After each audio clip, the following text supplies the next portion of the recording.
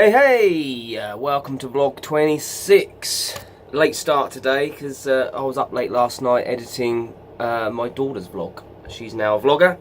She's going to have her first episode coming out, very soon. So today I'm in the studio and I'm going to be working on more of the set, and I'm going to be getting this track finished that I need to get done and released. So I'm going to be in here all day. Yeah, so this weekend I've got 4 gigs. Friday, Saturday, Sunday and Monday. And then it's Christmas Day on Tuesday, isn't it? Right, so cool. So the first thing I'm going to do, I think, is I'm going to do a little bit of a practice. I'm going to run through some stuff. I've already changed some of the originals I'm going to be doing on the gig, which is cool. So I'm going to be looking at a bit of that first. Then I'll mix the song. Then I might show you the song, exclusive, and then we'll see how it goes.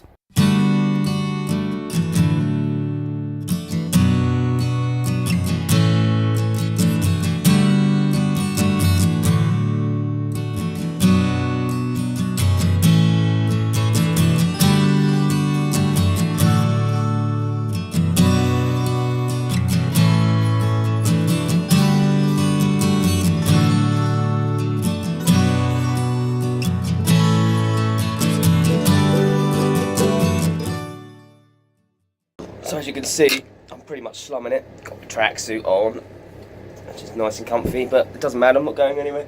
So I'm just going to tweak this guitar. 2 things that I got involved in last night while I was editing my daughter's vlog. It was about 4 in the morning, I was up pretty late. And one was, I came across a YouTube post banging on that you shouldn't buy Harley Benton guitars, buy a real PRS, or buy the real thing, blah blah blah. And that really annoyed me, because for one, nothing wrong with PRSs, and if you want to buy a PRS, then that's completely up to you. What people spend their money on is their business. I mean, I'm a professional musician and none of my guitars are anywhere near the price of a PRS. I buy Harley Bentons because they're very, very good value for money, and they do what I want them to do. They look cool, they sound great. I'm not endorsed by them, by the way, not endorsed at all. I just love them. I'm just setting the trend on this one. And one of the things I hate, and I'm all positive, I am all positive, I'm a positive person, and this channel is all about me being positive, but one of the things I don't like is snobbery, gear snobbery, and people looking down their nose at you because you play a cheap instrument. Not everybody can afford £5 for a custom shop PRS. I'm sure they're lovely guitars, and I'm not dissing them at all. And if you've got the money, then fantastic. But if you're like me and you don't, then you have to find alternatives. And Harley Bentons offer, and so do Squire, and there's lots of other brands as well that offer good quality instruments that you can actually use as long as you know how to set them up and look after them, which I do. They offer really good alternatives. Now, the PRS that he's referring to, the Harley Benton version, is nothing. It's not a PRS anyway. That's better. So yeah, so gear snobbery. Yeah, I've got no time for that at all. Every musician's entitled to play whatever they want to play. Just because I don't buy Fender custom shop Strats or PRSs or Gibson Les Pauls doesn't make me any less of a musician. That really irked me, that video. And the other thing, which some of you might have seen from my Facebook post this morning, ooh, ghosts, was I was on a well-known, I won't say what it is, blues forum on Facebook, and I simply asked, can someone tell me what they think a blues song is? And I was in the middle of a conversation with someone, and then all my comments got blocked. Now, I think that's a pretty unoffensive question to ask, because music has evolved over the years, and blues isn't like it was 100 years ago. I don't know, what do you think? Let me know in the comments. Let's have a chat about it, because it really interests me. I don't class myself as a blues guy. I class myself as a musician. I'm a guitar-based singer, songwriter, musician. And I like all kinds of music, including blues. And I understand blues is a style. I get that. But you can play other styles of music with a blues element to it. Or you can play it in a bluesy way. Or is it that blues is something that comes from within you, and it doesn't matter what genre of music it is? Does blues have to be a 1-4-5 progression? You know? It just blows my mind that people can be that narrow-minded and that short-sighted, really. But that's it. I'm not going to be any more negative about it. But yeah, great to discuss. Comments.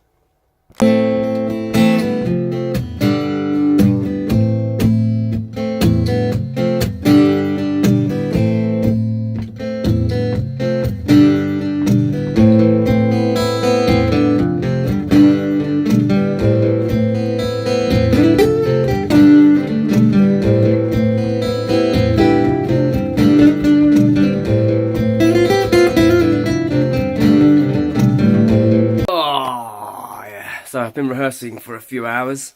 Got some cool stuff going on. Got echo. I'm going to talk into the mic to you.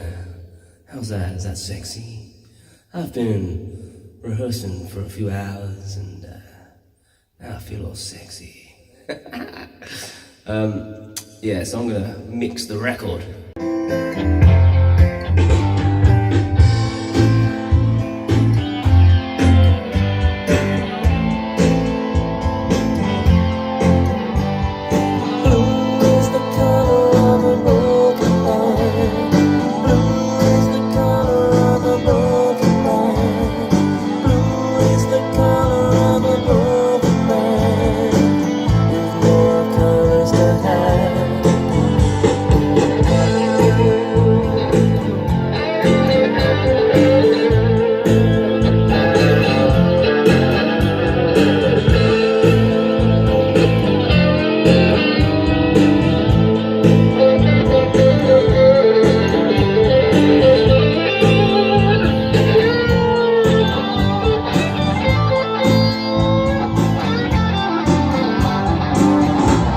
Okay, exciting times. I'm just about to master the first track that I'm going to be releasing. It's called Blue. I'm quite excited about it, so I'm going to show you. I'm going to show you me mastering. Oh yeah. Okay! Bit of mastering going on. So I've got the track, it's all bounced down, mixed up. I've done all the necessaries. I'm happy with it, I think. So this is going to be like draft 1. It might have a few masters, might do some different ones, but I use some different plugins, and then I'll see what I think sounds best. So this is it without some of it, without any mastering. So the first one I'm going to try is I go to special and I go to mastering. Is this one. Put it on the end because that's where it's kicking off the most. Peaking at around -4, -5, -4. It's great. So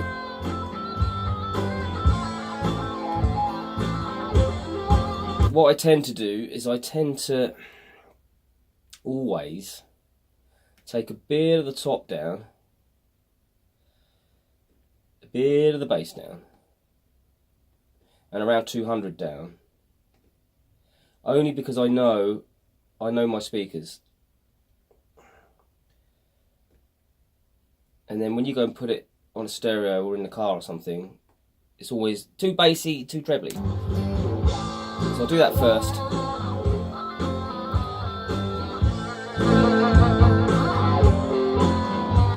Which is cool. And then I'm going to add reverb at about 20%. Doesn't need a lot. I'm going to do a tube exciter, and I'm going to put that up to about 30. The widener I'll leave alone for the minute, and then the loudness is what that's basically the compression. I'm going to warp him up.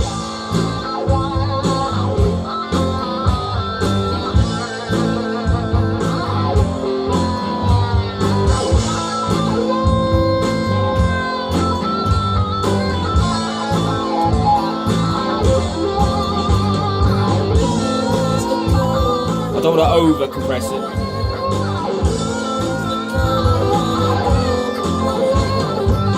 That's too much, that's too slammed. I'm going to bring it down. About 70.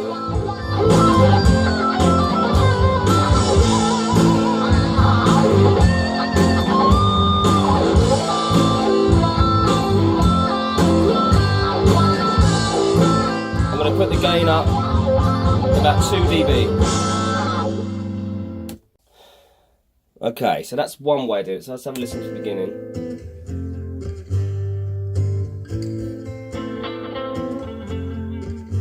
Listen to it at a nice volume. And then what I'll do is I'll whop the speakers up, so if they disintegrate, then I've over-slammed it. What I mean by that is if they start fuzzing, making fizzy noises.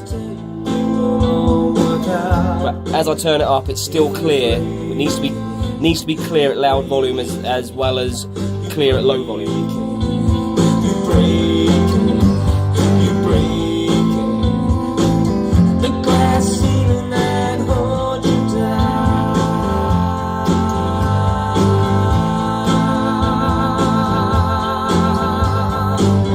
Yeah, that's cool.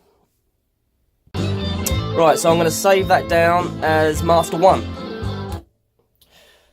See how the WAV file is gone, bing, bing, but it's not slammed, it's not squared. It's still got the same shape, it's just wider. It's not square. You don't want it, don't want it square. And then we're going to try a different thing. So I'm going to go to amplitude and compression.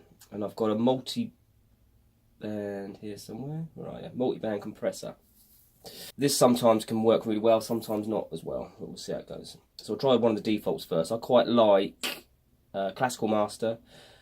I quite like the Pop Master as well.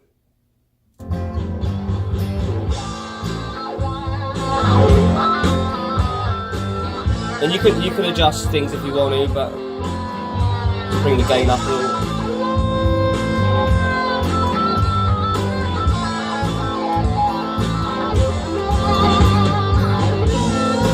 One, two, three, four. If you like my YouTube show, hit like and comment and get involved.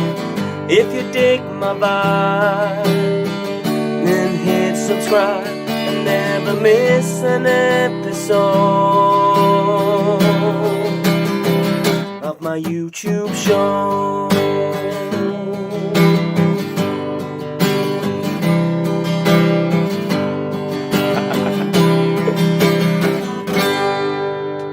Peace. Till next time.